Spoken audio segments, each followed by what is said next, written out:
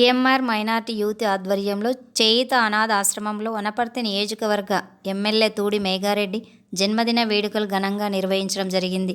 కార్యక్రమంలో వనపర్తి ఎమ్మెల్యే మేఘారెడ్డి, ఆయన సతీమణి తూడి శారద, నియోజకవర్గ సమన్వయకర్త సతీష్ కుమార్, కాంగ్రెస్ పట్టణ అధ్యక్షుడు చందర్, కాంగ్రెస్ నాయకులు మధుగౌడ్, రఘుపతిరావు, కృష్ణబాబు, వెంకటేష్, శశాంక్, ఆరిఫ్ ఫజల్, కార్యక్రమం నిర్వాహకులు లతీఫ్, అస్లాం పటేల్, మన్సూరి అలీ, అస్లాం జహాంగీర్ తదితరులు పాల్గొన్నారు.